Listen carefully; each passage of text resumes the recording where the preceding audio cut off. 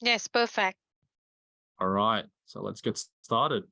Hello and welcome everyone to my presentation. My name is Oh, Allan, and today I wait, want to Alan. let you. Sorry, Alan. Sorry. You maybe Gayat needs to make an introduction first. Yeah, that's fine. You started, but just to give you the formal introduction. So, hello everyone. Welcome to CA1 of Allan Su. He supervises Professor Ho Kyung Sean, and your co-supervisors, Professor Dr. Sheriff Puncho. And for assessors here today, you have um, Dr. Professor Leonard and Dr. Yang Wu Chu. And you have 30 minutes for presentation. And before you start, just checking if you have cleared all your research management plans and all your research ethics documents, if you uploaded that into the Stash system. Yes, that should all be uploaded. Okay. All right. Okay, you can start now, Allan. You have 30 minutes. All right, so hello and welcome everyone to my presentation. My name is Allan, and today I want to let you know how machine learning could be used to speed up the transition of circular economy practices within wastewater treatment plants. So my research is about integrating leading edge technology solutions for a range of nutrient and wastewater treatment recovery technologies. So currently wastewater treatment plants are operating in a very outdated mode. So they do not try to improve the recovery of valuable products within wastewater streams. Currently, let's first define what a nutrient is. This is essentially any substance that can be used to support, sustain, and grow living organisms. Without nutrients, there would simply not be life, as we know. The crops won't grow, starvation ensues, and mass famines and conflicts occur while food prices go up. So the three critical nutrients so far are phosphorus, nitrogen, and potassium. So you'll see this as NPK in fertilizer bags. Then they're used typically to fertilize farmlands. We operate under the assumption that we have an infinite quantity of nutrients, but according to MIT, current rates of phosphorus consumptions will be depleted by the end of the century at the latest. So nutrients can be both metallic and non-metallic, but both are critical to the building blocks of life and overall well-being and health of entire populations. We can recover nutrients using several methods. Anaerobic digestion, for example, is great for recovering nitrogen or ammonia and creating soil amending products. Source separated urine can undergo struvite precipitation for the recovery of phosphorus and stripping for ammonia recovery.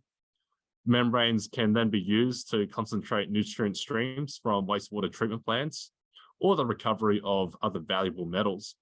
And microalgae has the simultaneous benefit of capturing carbon and recovering nutrients, which could then be used as animal feed or compost. And there are multiple technologies at disposal that can be equipped with wastewater treatment plants, but there are, however, a lack of advancements in the area of recovering valuable products right at the center of wastewater treatment plants across the world using machine learning and other technologies.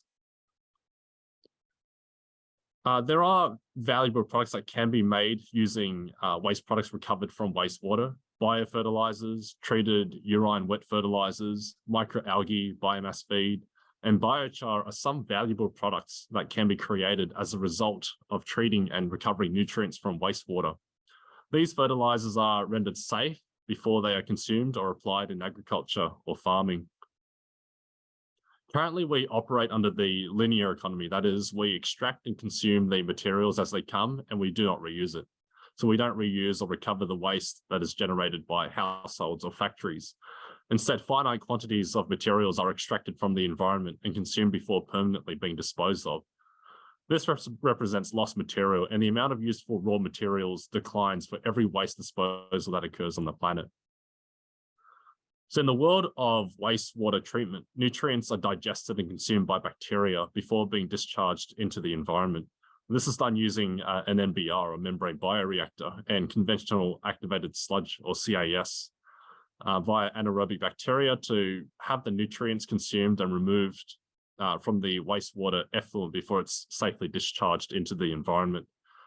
This effluent is regulated to ensure eutrophication and algae blooms do not happen within the environment. In the circular economy system, the 9R principles will help populations reuse and minimize waste generation in society. To do this, we need to rethink the way we share and use our materials, refuse to use products that are not reusable or remain in landfills for a long time, reduce the use of new materials and products, reuse the end product where possible, repair and extend the life of a defective product, refurbish a product with better functions, remanufacture previously discarded products with the same purpose in another product, repurpose a discarded product for a new purpose, recycle and recover materials for additional value. So a lot of these principles could be translated into wastewater circular economics. For example, we should be rethinking the way we design wastewater treatment plants. We refuse to accept technologies that do not recover nutrients across wastewater treatment plants. We try to reduce the use of mined nutrients, for example, the mining of phosphate rocks.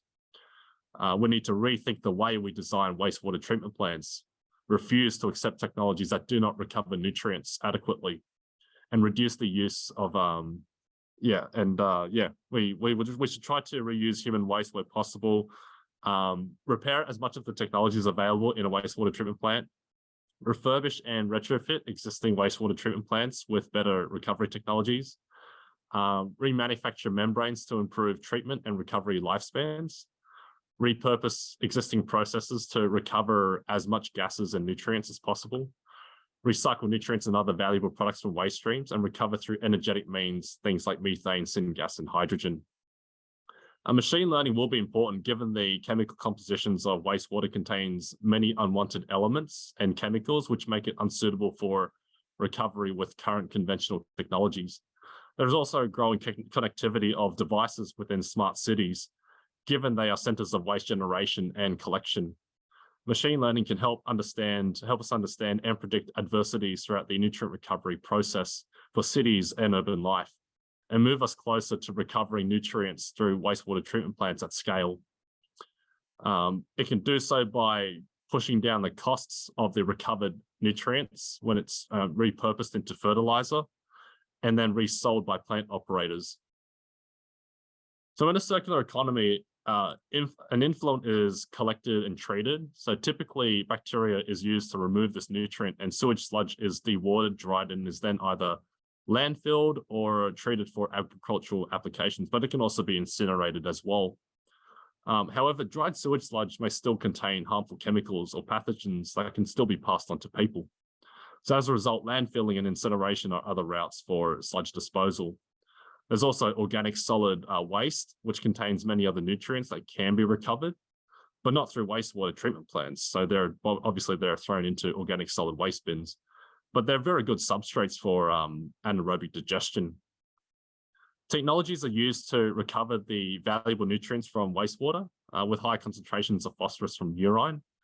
These are then converted back into valuable agricultural products that are then sold and consumed by the same city inhabitants. There are several pilot plants that have been constructed to experiment with the recovery of nutrients and energy. So some pilot plants were able to produce crystal green products, so biosolids. They can produce wet fertilizers, recover biogases as bioenergy, so methane, hydrogen, and so on. You can recycle water and also produce, really just lower the whole entire operating expenditure or OPEX of the wastewater treatment plant. So the recovered valuable products could then be resold to generate additional sources of income to then offset the operating costs of a wastewater treatment plant. We've got several machine learning models that have been studied with recovering nutrients for agriculture and waste management in cities. So these include artificial neural networks, kernel nearest neighbors, support vector machines, random forests, extreme gradient and ADA boosting of decision trees, as well as linear and non-linear regression models. Each model has its own strengths and weaknesses, and that's why a lot of research paper out there exists to sort of like trial and error, which machine learning model has the lowest error in terms of predicting between the predicted result and the actual result.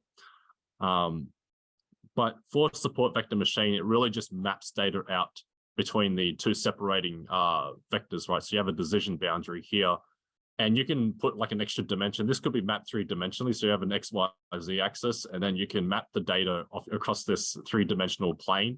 And therefore you would have a hopefully a neatly separated hyperplane that allows you to determine which new data falls into where, right? And then for kernel nearest neighbor, it uses a majority vote vicinity system. So really, like if you have a new entry data point, right? If you, let's say there's a new data point here, you can see that 2 of the closest data points are blue and the next one is green. So obviously through a majority voting system, that would be a blue. There's also artificial neural networks. This uses an input hidden layer and output layer. So the input layer could be chemical oxygen demand, TSS, you've got NPK, NH4, connectivity.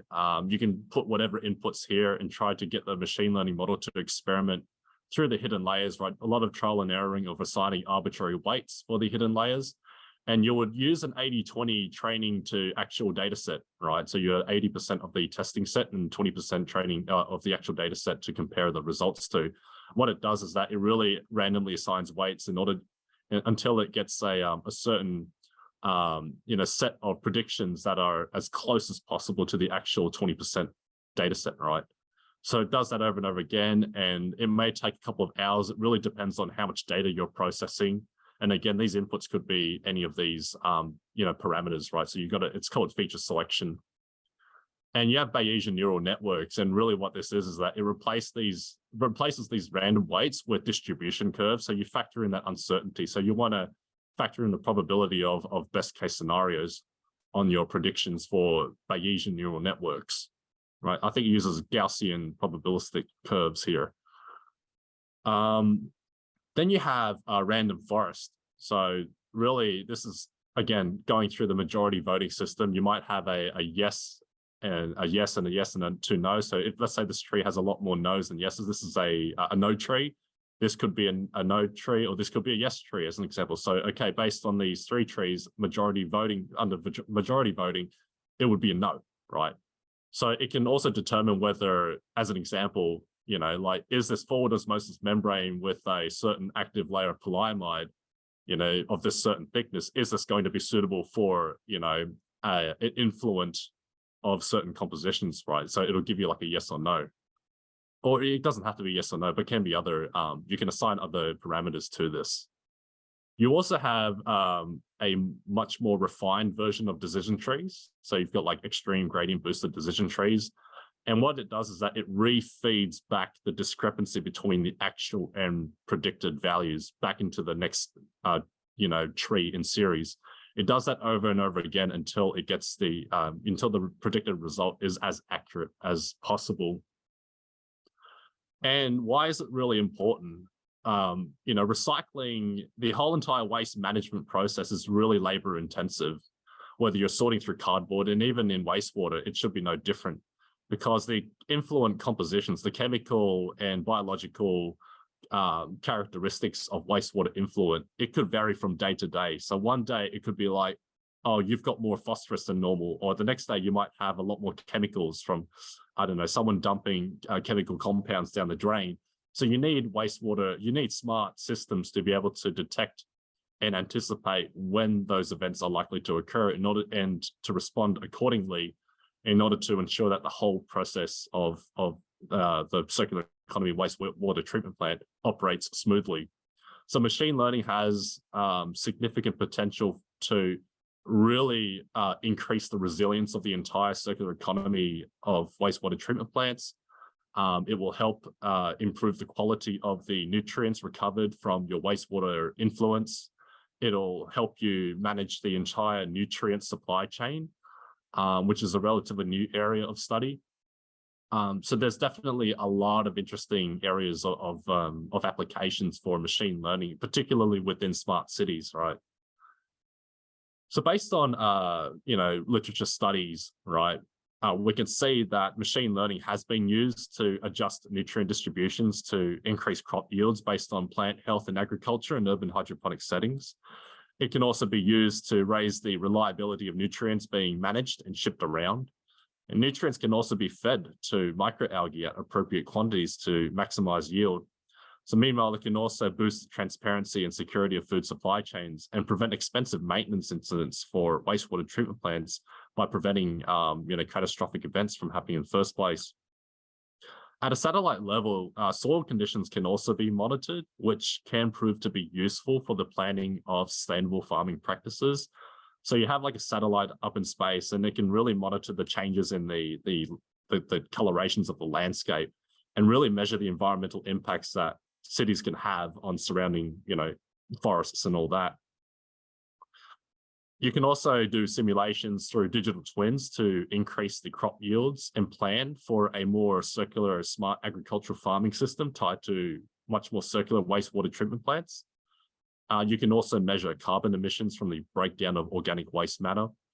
You can determine fouling predictions on particular membranes based on the thickness of the foulant. And there are, really a list of reasons that machine learning can benefit nutrient recovery operations. So machine learning and other smart technologies can provide real-time monitoring and really just predict faults to reduce the downtimes of wastewater treatment plants. So we all have like that reliability factor in wastewater treatment plants. So machine learning can help improve that. You can apply the right quantities of nutrients to increase crop yields. So sometimes, you don't want to over apply too much NPK, right? You just want to throttle just the correct and most optimal amount of nutrients into your farmlands and crops. That also minimizes wastage there.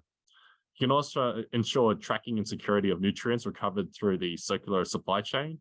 You can ensure that your environmental standards are met 100% of the time by having effluents that are constantly complying to the regulations in order to prevent algae blooms and eutrophication, and also manage environmental degradations and damages through satellite monitoring of farming practices. We can see that there are many useful examples of how machine learning can improve the way nutrients are recovered and managed across cities and wastewater treatment plants. So one of the barriers to source separation of urine is the lack of dry urinals and pipes to collect human waste. And with machine learning, we can improve the collection process by predicting which portable toilets need cleaning and collection more frequently. Given that source separation of urine is not prevalent across cities, one of the solutions is to place portable toilets to recover and monetize the recovered phosphorus for fertilizer applications directly into nearby hydroponic and urban farming systems. So you could have like a row of portable toilets on the side of the street, and then the software within those portable toilets can inform the waste collectors that it's time to collect the treated product on site, because it's very expensive to transport raw urine to a centralized treatment facility. So you may as well just treat it on site and then have it shipped to the nearby hydroponic farm. And yeah, because influence for wastewater treatment plants vary wildly in nutrient and chemical compositions, having machine learning systems in place can reduce the unpredictable nature to how treatments are done. So studies have used machine learning to increase the quality of the effluent, given the adverse influent compositions that they have to receive. So these effluents may have toxic chemicals higher than normal P or carbon loads. They may have viruses and other microbes. And I think Sydney Water or there was a research paper in Greece where they were able to detect viral loads of COVID to assess whether their lockdowns were effective or not. So that was ML applications right there. So the use of machine learning to predict and respond to wastewater influence can improve the recyclability of water, nutrients recovered by anticipating, certain times of the day when those changes happen, and then have controls put in place to respond accordingly to those changes. For example, you might require higher magnesium additions for, to precipitate struvite in wastewater where, you would have a lot higher P than normal loads. So predicting the toxicity of influence and effluents can ensure both the safety and the recovery and reuse of products and for the environment. And we're also seeing extensive use of machine learning combined with image-based approaches to detect changes in plant pigments for nutrient throttling by monitoring and collecting data from different RGB and pixel values. So what they do is that they get like a camera, it's maybe a 4K resolution camera, and they record a plant And any changes in the pigmentation of the plant, they might decide, okay, I'm going to put more potassium. I might put more phosphorus as a result. So it really monitors the health of the plants, and it throttles the right quantity of nutrients to ensure that your crop yield doesn't fail, or in order to maintain a consistent level of productivity on your crop yield. And there are ample opportunities for machine learning research to be made in this area for anaerobic digestion, urine, and organic solid waste management. It's really just a matter of identifying the critical parameters for feature selection that can help us establish a correlation between the inputs and predicted outputs. And again, like I said before, it's like an 80-20 training to actual data set rule that we use on our machine learning models. But we've seen, based on other research papers, they've used 70-30, they've used 85-15, 90-10 ratio of training data sets to actual data sets, right, to train the machine learning model. These are then experimented in MATLAB across a variety of machine learning models to determine the best models from their accuracies. The only drawback to this is the lack of data training sets available to reliably create robust machine learning models that are acceptable. There's also the risk of overfitting. You've collected too much data, you're now predicting with outliers. There's also underfitting of data. So having the optimal quantity of sampled data sets for training is important. Like it's interesting because sometimes, it's currently there's not enough data to, for example, apply machine learning for forward osmosis on fertilizer drawn nutrient management of systems, right? So you need to have a lot of literature data in order to sort of train your machine learning model up to a very acceptable standard of accuracy. If we were to say, like, apply machine learning studies for predicting the yield of ammonia from anaerobic digestion, we can try and include the concentration of dry matter, the temperature for the drying process, the pH, the VFAs, the CODs, right? For urine, you might look at the pH, the water concentration, the Mg concentrations, the magnesium, calcium presence. Whereas for organic solid waste, you might look at the mass of the organic matter that's being collected and then try to predict methane. But it's a lot harder because you don't know what the methane generation potential of a banana peel is compared to an orange peel, right? So it's very diverse in the nature of the waste.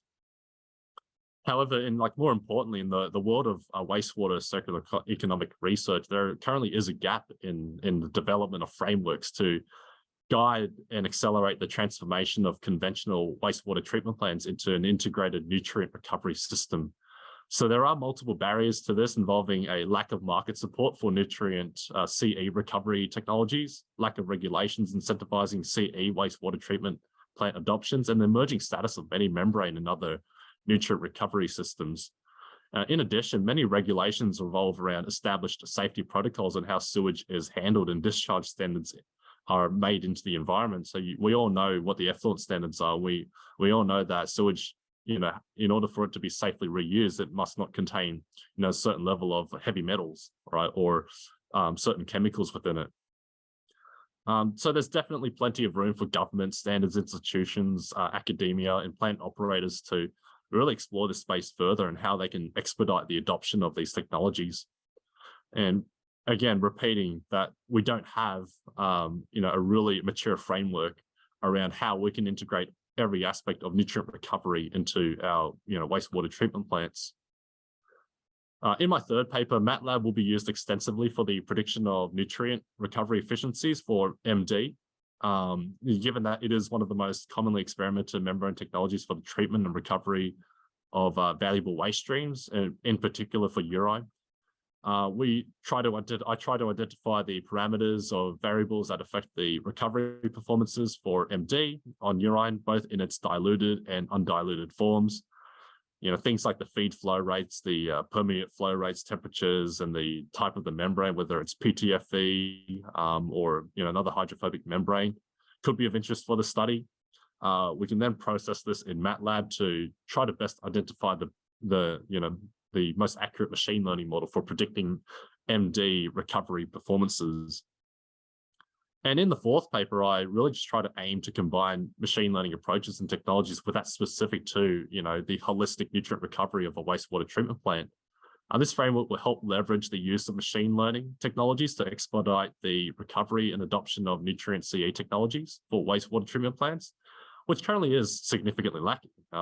So despite the piloting of nutrient circular economy wastewater treatment plants in Europe, you've got initiatives like in Germany, they've got Suskalt where they're trying to automate the entire wastewater treatment plant and integrate that into the smart city to try to recover all the nutrients from the wastewater and have that deposited into hydroponic and urban farming systems. In the Netherlands, especially in the south of the country, they've got a program called DARROW, which DARROW. And again, that tries to create the future autonomous wastewater treatment plant that can help recover the finite phosphorus and other resources for fertilizers in the south of the country. So there is definitely some support in the EU to try to close the nutrient cycle. The adoption of machine learning technologies will drive forward a lot of the automation trends that are currently happening across our broader societies. We are seeing a lot of this happening across manufacturing, online shopping, and software processes. We're seeing this happening in supply chain management and systems. While wastewater treatment plants, we're really lagging in this area. We're still, again, operating in very outdated modes of removing nutrients rather than recovering it. The resources in this planet are becoming increasingly finite, and the need for technologies to conserve and minimize environmental impacts cheaply and efficiently are needed. But however, there isn't a real template or framework for governments and plant designers to work off for the implementation of emerging and mature nutrient recovery technologies, in particular with that of machine learning. Given that nutrient recovery technologies are still being studied and developed, the answer to this requires a firm appreciation for how it can tie in with the other technologies for an Industry 4.0 wastewater treatment plant. So in my PhD program, I aim to publish like 4 papers, and we'll discuss with ISF on any additional reports. The 4 papers will drive a better understanding of how machine learning can be used to optimize and drive down costs associated with the recovery of nutrients and energy from wastewater streams. The first paper introduces my thesis with emerging technical and machine learning trends for nutrient resource recovery for smart cities, while the other papers will explore a broader framework of applications of nutrients CE for wastewater treatment plants. And then finally, we'll provide a holistic framework for the application of nutrient recovery technologies and that of machine learning, which will be proposed in my final framework paper. So currently, my first review paper has been published in a journal which aims to provide a good overview of the current state of machine learning for nutrient recovery in smart city circular economies. So that concludes my CA1 presentation, and I'll start by taking questions.